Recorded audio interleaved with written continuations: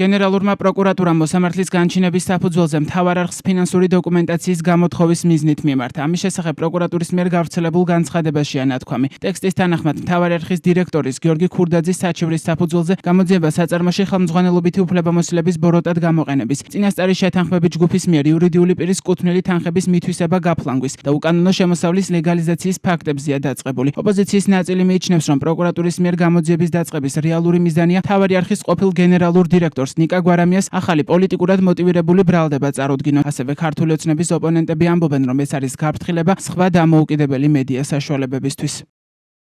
აბსოლუტურად ნათელია, რომ ეს ემსახურება ნიკა გვარამიას დამატებითი პოლიტიკური დევნის ამოცანებს. მათ უნდათ ნიკა გვარამიას ციხეში ყოფნა გაახანგრძლიონ. ეს არ არის ჩვენთვის სიურპრიზი, ეს არ არის ახალი, მაგრამ ეს არის ძალიან მნიშვნელოვანი მომენტი, როდესაც ჩვენი საერთაშორისო პარტნიორები, როდესაც ჩვენი მეგობრები გვესაუბრებიან, რომ ამ პოლიტიკურ რეპრესიებს პოლიტიკოსების მიმართ, მედიის მიმართ მოყვება ძალიან კონკრეტულად ვიზა ლიბერალიზაციის შეწყვეტა. არ არის შემთხვევითი, რომ პროკურატურის ეს ნაბიჯი გადაიდგა ევროპის მოწოდების ზუსტად მეორე დღეს. ევროპა მოგვიწოდებს მორჩით რეპრესიებს, ატივიეცით თავისუფალ მედიას და მეორე დღესვე რუსული ოცნება დგამს ამ ნაბიჯს და შედის თავარში. ივანიშვილის პროკურატურის ეს გადაწყვეტილება კიდევ ერთხელ მიუთითებს, რომ საქართველოში არის კლასიკური დიქტატურა უკვე დამყარებული. მედიის მიმართ წნეხი მხოლოდ და მხოლოდ გაიზრდება.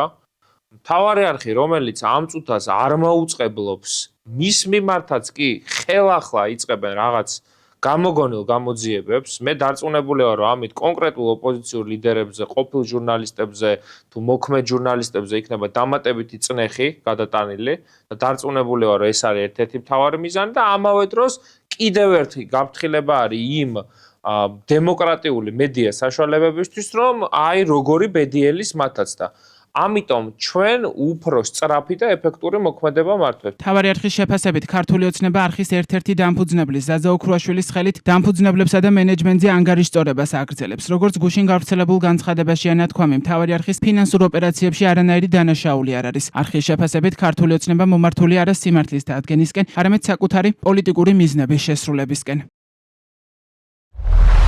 როგორც ჯერ კიდევ გასული წლის შემოდგომაზე ვაცხადებდით, ზაზა ოქრუაშვილი ყალბდა უსაფუძვლო ბრალდებებს უყენებდა არხის მენეჯმენტსა და თანადამფუძნებლებს და ამით ემსახურებოდა რუსული რეჟიმის ინტერესებს. სამწუხაროდ ქართულმა ოცნებამ მოახერხა მიზნის მიღწევა და ზაზა ოქრუაშვილის ხელით დახურა ქვეყნის მთავარი კრიტიკული არხი. თუმცა როგორც ჩანს, მთავარ არხზე ზეწოლა ამით არ მოიწურა და რეჟიმი ისევ ოქრუაშვილის ცილისწამების საფუძველზე ცდილობს კომპანიის მენეჯმენტსა და სხვა დამფუძნებლებზე ანგარიშწორებას. მთავარი არხის ფინანსურ ოპერაციებში არანაირი დანაშაული არ არის და მიუკერძოებელი პროკურატურა ქურდაძის საჩივარზე გამოძიებასაც კი არ დაიწყებდა, ვინაიდან ზედაპირზეა ოქრუაშვილის დირექტორის ბრალდებების აბსურდულობა. თუმცა ყველას გვესმის, რომ ქართული ოცნება მომართული არა სიმართლის დადგენისკენ, არამედ საკუთარი პოლიტიკური მიზნის შესრულებისაკენ.